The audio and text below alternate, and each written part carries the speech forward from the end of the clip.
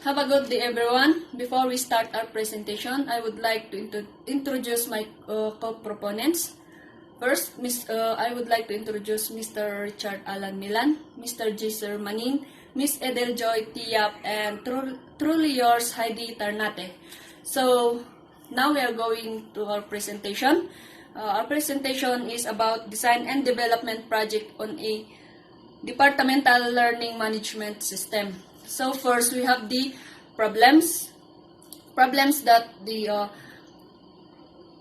team would like to solve, and these problems are onboarding process or user boarding and interoperability. And we have the user onboarding is the process improving a person's success with a product services. And with the next, we have the solutions how to solve the problems, and these are the tick off unwanted features and understand learning needs.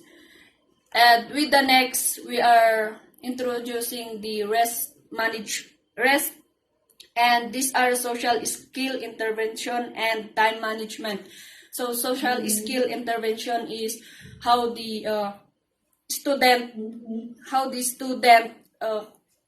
deal with the other students, and time management is this how the student manage their time, on how the manage on how the use this kind of the learning management. And with the next, I would like to pass on Miss Edeljoy Tia. So I'm going to talk about significance. First is learning style. Most educators recognize three broad learning styles, which are auditory, visual, and kinesthetic. Some learn best by listening, some observe every step, and others do it to learn it.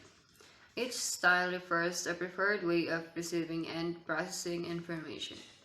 Second, efficiency. It is when the level of performance uses the least amount of inputs to reach the highest amount of output. Efficiency minimizes the waste of resources such as materials, energy, and time while accomplishing the desired output. Next is methodology. The team used feature-driven development as a mean for developing the project. Next is Mr. Jaser's turn. So technical background is actually divided into three stages, and it is the micro-learning, front-end development, and the back-end development.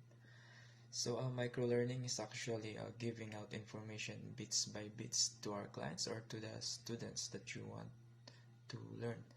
And for the front-end development, it is actually the practice of converting data to a graphical interface through HTML, CSS, and JavaScript, so that the users can view and interact with the data.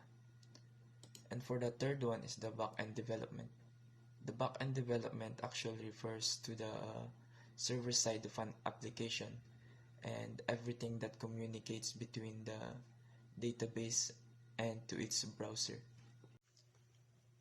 And as for our feature list, it is actually categorized into four. It is the account management, the class management, the lesson management, and the assessment or testing management. Account management is actually being handled by the principal or the vice principal or the assistant, and teachers are also given authorities to manage the account. And for the second feature list is the class management.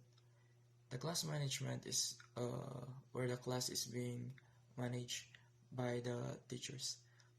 And for the third feature list is the lesson management. This is actually where the lessons are being kept or stored, so that it can be delivered by the teacher to the students properly. And for the assessment and testing management for our last feature list is actually where where we can give our assessments to the students for their growth, if they are learning something or not. And we can actually learn more about this by giving the floor to Mr. Alan Milan.